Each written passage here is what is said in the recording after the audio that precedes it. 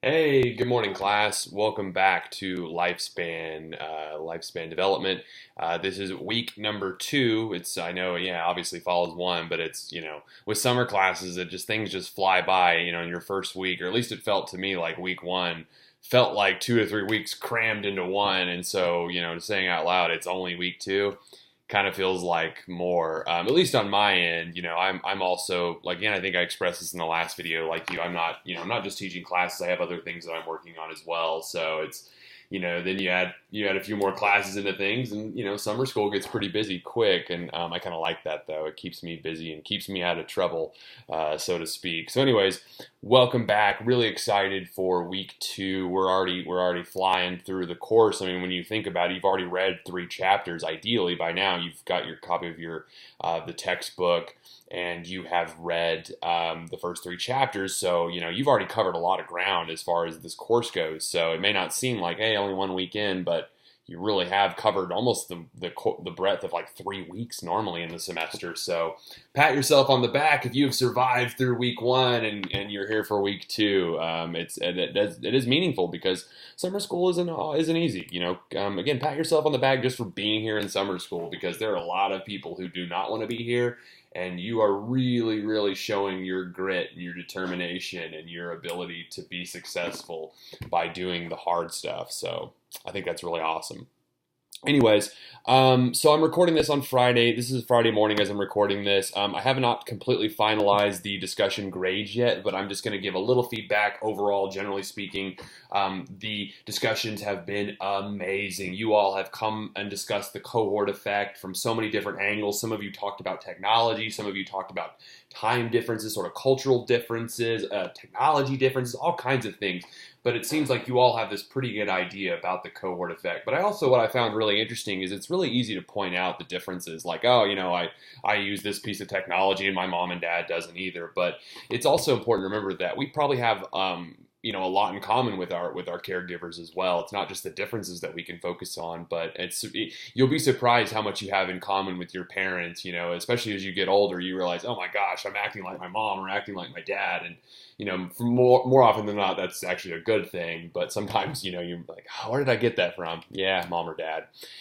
So anyways, great discussions. Most of you, I think, as of now, will receive full credit. I don't recall in the grading that I'm taking too many points off, but typically the only time I take points off is either A, if you just don't do the discussion. Obviously, you don't do it, you don't get any points. 2, your responses, if they're not like substantive enough, if they're not long enough, if they're just like, if you just type a sentence like, hey, great post, good job, thanks for sharing, that's not going to get you a lot of points. If you're asking questions, if you're comparing and contrasting experiences, or asking for clarification, or diving a little deeper, that'll earn you the full credit. So what I do is I give 5 points for your post, 5 points for for one full peer response, and another for a second full peer response. So unfortunately, I don't give any more away points. If you go above and beyond that, kudos to you if you do, but it's not required.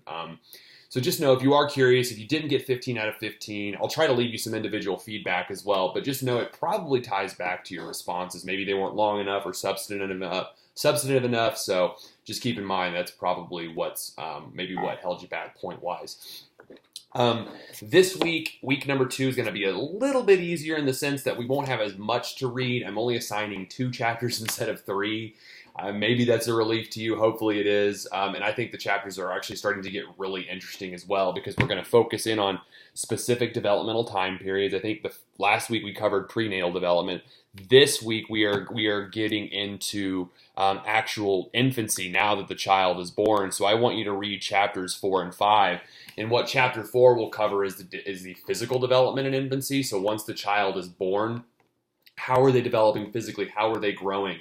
And that first year of life is a period of rapid growth and development, not just in terms of like the baby's body physically, but the brain is developing rapidly as well. We're talking about all these connections, these synapses, these nerve cells making connections, and you can actually physically and qualitatively and quantitatively see the physical maturation in children. It's not just like they physically look different, but they behave differently. So when we get to the section on motor development, that's what I mean.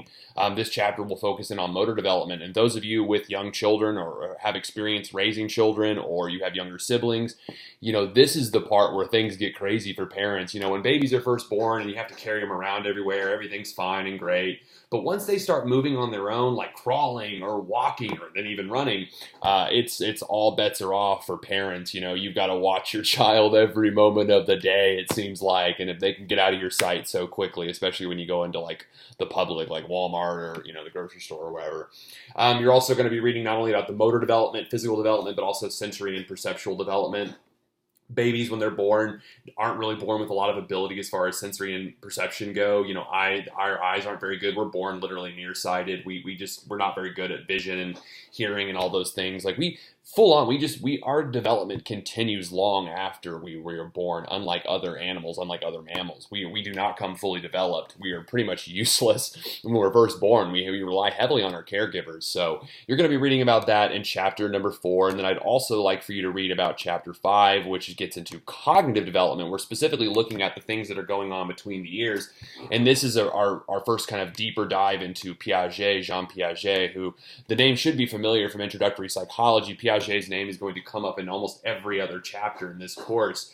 His theory of cognitive development, specifically the 4 stages of development. We're going to start off with our pre-operational thinking in this chapter, where children don't know how to use language at this point, so their thinking and understanding of the world is limited to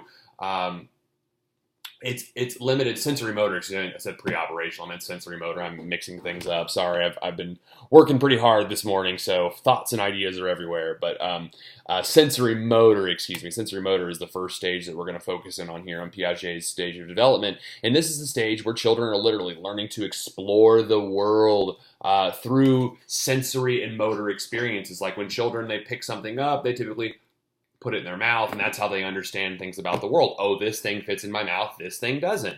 It's a really simple understanding, but it's their very beginnings of trying to understand the world and develop truth or understanding or knowledge, whatever word we choose to use. So this is the development. They're beginning to learn, remember, conceptualize things, and this is reflected as their brain develops and grows. We're also you can also begin to see the beginnings of individual differences in children. Some children will hit certain milestones, whereas others will not, or they'll hit them later. And so this is where we can start to assess children and kind of compare and contrast where they should be or shouldn't be developmentally. And then also we're going to focus on language development, especially early on. Language is very rudimentary. I mean, it's most of the time it begins with children saying, one word like dada or mama. And after that, it's kind of like walking. It's all downhill from there. Children just begin to talk, and you probably will not get them to be quiet ever again. So if you're a new parent and you've got the kids that are quiet, aren't moving yet, just enjoy those moments for just a brief moment of that quiet and that silence, or that just your anxiety not being all over the place. Enjoy it for just a moment. Otherwise, after that, they're going to be all over the place and talking, and you're going to be doing the same as well. So read chapters 4 and 5. I have already opened up our first exam. As I mentioned, we'll have an exam about every other week. Exam 1 will cover chapters 1 through 4. So my recommendation is, if you've already read chapters 1 through 3, great. Go ahead and read 4, review, take the exam, and then read chapter 5. I mean, you can go ahead and read chapter 5 as soon as you're done with 4, but that might clutter up your knowledge a little bit. That might clutter up your memory stores just a little bit. I'm not saying it shouldn't mess you up, but I mean, just for the sake of maybe kind of keeping things a little uncluttered between the ears, you might consider just read chapter 4, take the exam, then read chapter 5. That's up to you. That's how you want to do it. But the exam is open until the 17th, so it's the 7th right now, meaning you have 10 days. I'm going to post this probably on Sunday, which means you'll probably have a little less. But it's open right now, so if you're on Canvas and see it, you can take it. It's multiple choice, 50 multiple choice questions, no time limit, but the exam will close promptly at 11:59 p.m. on the 17th. So please give yourself enough time. I don't think the exam will take you 2 hours, but give yourself 2 hours, just in case. It probably will take you about an hour, depending on, how familiar you are with, the material. But give yourself time. Don't wait until 11:30. You will not have enough time. I promise you that. You'll have enough time to finish it, but you probably won't make a very good grade because you'll just be clicking answers and, hoping they're right, guessing at that point. So give yourself enough time. Because this is an online class, we're taking exams online, I would also highly recommend check your computer. Make sure your updates you're either fully updated or you turn automatic updates off. Just because it would really suck if you're like right in the middle of the exam and then your computer decides to, hey, let's update PowerPoint and shut the computer off, or let's download a new OS or whatever. So make sure you're prepared for that. Turn off automatic updates, or just make sure your computer's up to date. Last thing I want to touch on is there will be another discussion post this week. I haven't posted it yet, but just know that it'll be there probably by the time you see this video. The discussion will obviously include I want an initial post from you by Wednesday, and then I would like for you to submit 2 peer responses by the following Friday. So get your initial post in by Wednesday, follow-up posts to your 2 of your peers by Friday. So that's about it for week number 2. Again, I'll post I'll have probably by the time you see this, your discussion grades will be posted. Read chapters 4 and chapter 5, take the exam, and then complete discussion 2. I know that kind of sounds like a lot right now, but break it up into chunks. Probably won't be so bad. Feel free to shoot me an email if you have any questions, any concerns at all. Reach out to your peers as well. I mean, we have our discussion forums. You can ask questions there if you'd like, if you're confused, whatever, that's fine.